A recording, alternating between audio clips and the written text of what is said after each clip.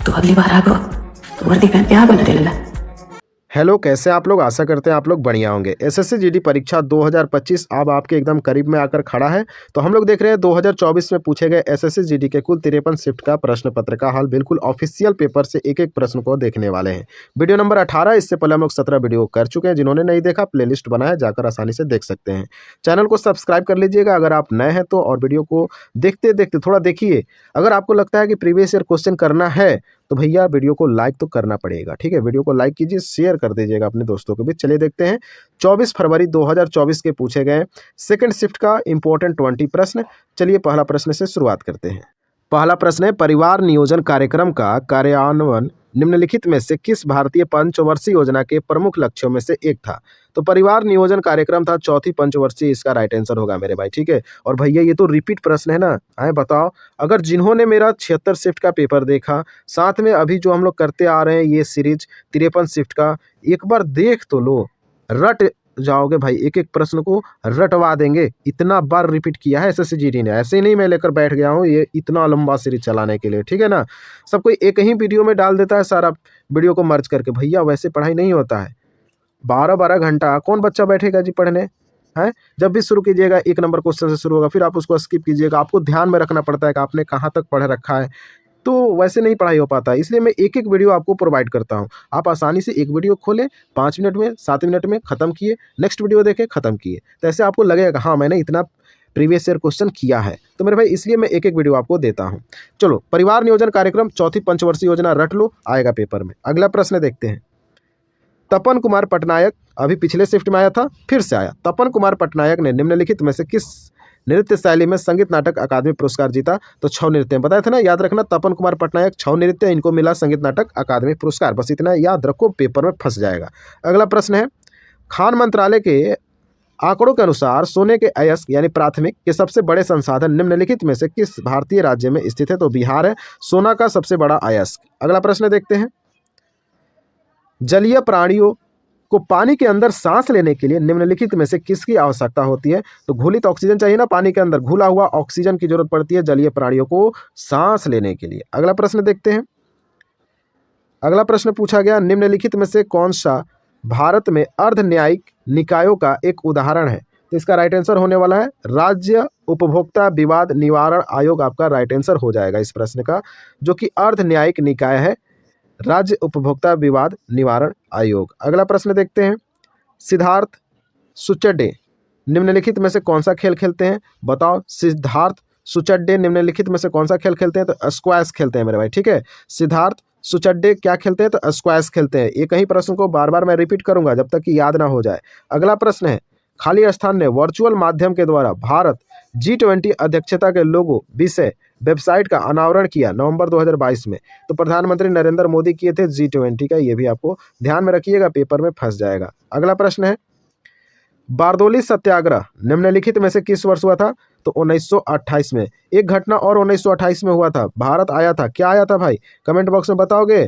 क्या Simon commission Bharat में आया था 1928 में?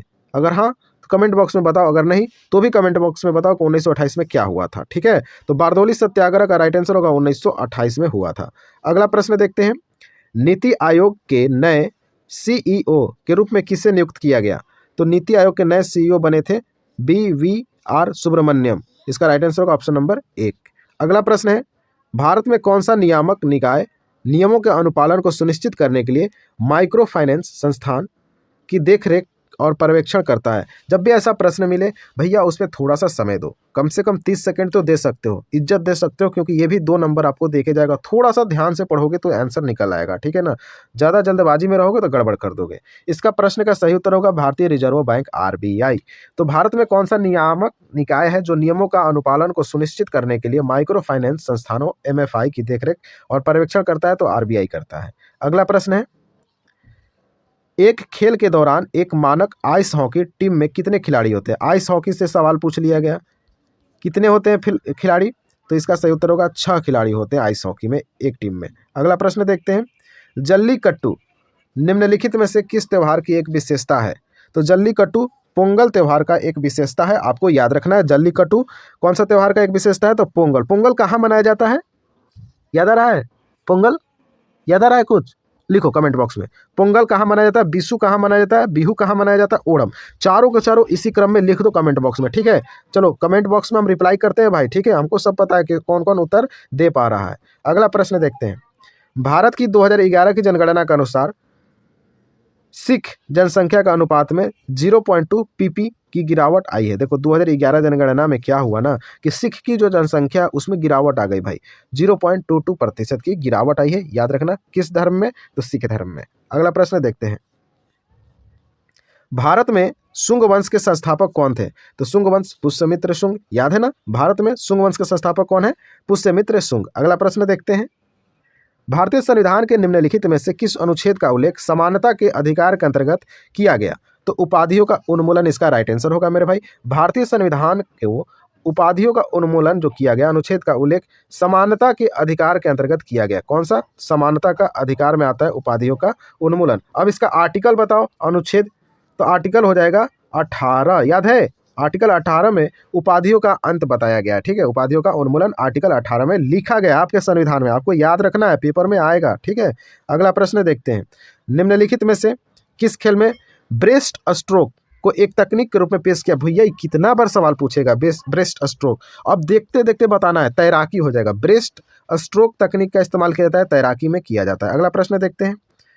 मौलिक कर्तव्यों के अंतर्गत भारतीय संविधान का निम्नलिखित में से कौन सा अनुच्छेद हमारी समग्र संस्कृति की समृद्ध विरासत के महत्व और संरक्षण से संबंधित है, तो अनुच्छेद 51 का ए का एफ हो जाएगा भाई। देखो 51 का ए जो है ना, ABCDEFG में बटा हुआ है। यहाँ से पेपर में प्रश्न पूछा गया है और प्रीवियस ईयर क्वेश्चन में लगा रहे हो ना, तो 51 के ए से अब तक मैंने 7 प्रश्न करा रखा है। तो जो भी लगातार देख रहे हैं उनको बढ़िया से पता है भैया, पेपर में आने दो, उड़ा के आएंगे वो सारे बच्चे जिन्होंने लगातार वीडियो को देख रखा है। तो मौलिक कर्तव्यों के अंतर्गत भारतीय संविधान का निम्नलिखित में से कौन सा अनुच्छेद हमारी समग्र संस्कृति की समृद्ध विरासत के महत्व और संरक्षण से संबंधित है, तो अनुच्छेद 51 का ए का एफ हो जाएगा, ठीक है। अगला प्रश्न देखते हैं। निम्नलिखित में से कौन सा देश पश्चिम में भारत का पड़ोसी तो है, जो एक महत्वपूर्ण सीमा साझा भी करता है और अक्सर भू राजनीतिक महत्व का विषय भी बना रहता है, तो भैया ये तो है पाकिस्तान वाला।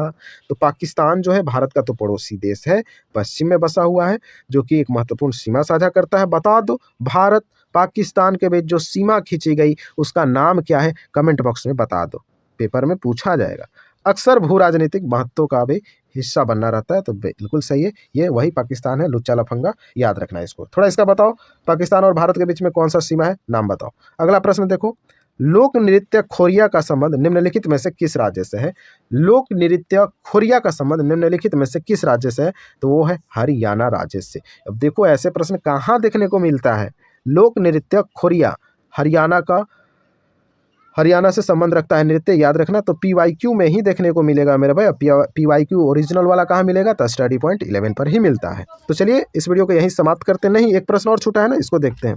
प्रश्न नंबर 20 पूछा गया। भारत के प्रधानमंत्री की अध्यक्षता में केंद्रीय मंत्रिमंडल ने PPP मॉडल पर ई बसों द्वारा सिटी बस संचालन को बढ़ाने के लिए एक बस योजना PM ई बस सेवा को मंजूरी दे दी। इसका राइट आंसर हो जाएगा 10,000 ई बसों द्वारा सिटी बस संचालन को बढ़ाने के लिए एक बस योजना PM बस सेवा को मंजूरी दे दी गई। हालांकि इसको मत याद करो, ये करंट अफेयर्स का है। अभी 6 महीना का कराया गया ना करंट अफेयर्स, उसको कौन कौन देखा है कमेंट बॉक्स में बताओ।